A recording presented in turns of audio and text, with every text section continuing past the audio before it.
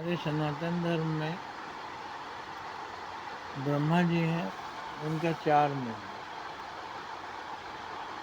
और 4 मुख वाले 4 सिर वाला कोई आदमी तो आज तक हम लोगों ने देखा नहीं, लेकिन उसी रूप में उनकी पूजा होती है। विष्णु भगवान को 4 हाथ हैं, 4 हाथ वाला आदमी कहीं दिखाई नहीं देता। और शिव जी हैं, उनका 3 आँख है, त्रिनेत्र कहलाते हैं। अब उनको छोड़कर और कहीं तीसरा नेत्र देखा नहीं गया। एक हमारे यहाँ सहस्त्रबाहु का वर्णन है। सहस्त्रबाहु को परशुराम ने मारा था, तो उसके 1000 हाथ थे, तो कहाँ कहाँ लगे हुए थे वो हाथ। पूरे शरीर में अगर हाथ लगा दिया जाए तब भी 150 में पूरा हो जाएगा।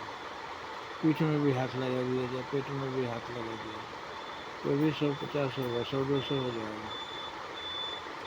1000 हाथ तो नहीं संभव है। रावण का 10 सिर था, और 10 सिर कहाँ था?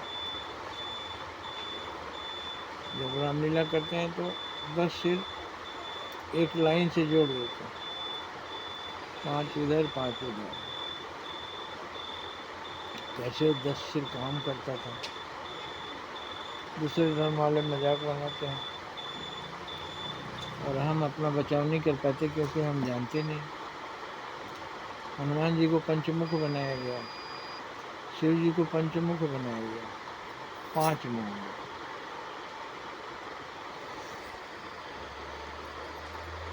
कहीं कहीं तो देखा गया कि बीच में एक सिर सबसे ऊपर है और बाकी 4 सिर नीचे है, आगे पीछे अगल बगल चारों दिशाओं में 4 सिर और एक सिर और ऊपर। इसको हम गलत, विश्वास ही नहीं होता लेकिन गलत भी नहीं कर सकते। तो जो अर्थ निकलता है वो ये है कि ब्रह्मा जी को 4 मुख निर्माण का काम करते हैं, तो हम भी जब निर्माण के काम में जुटेंगे तो हमको चारों तरफ सोचना पड़ेगा। उसी का बताया गया 4 मुख। विष्णु भगवान को 4 हाथ है। जब हम पालन पोषण का काम करते हैं परिवार का, तो 4 हाथों से हमको काम करना पड़ता है।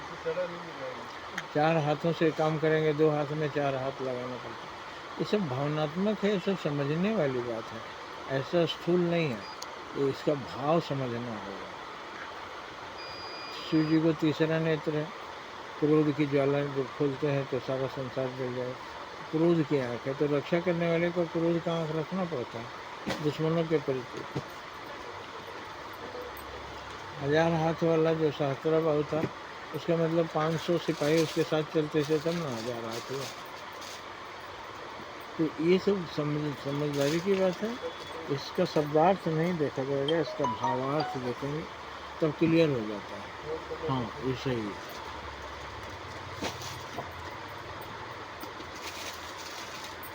शिव जी त्रिशूल धारण किए हैं।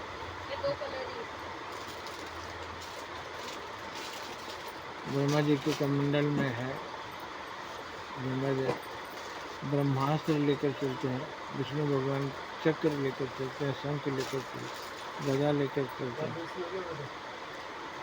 इस तरह हम इसका शब्दार्थ लगाएंगे तो हमको कुछ भी समझ में नहीं आएगा। जब उसके भावार्थ में जाएंगे तो क्लियर हो जाता है। जय हिंद, जय भारत। हो गया।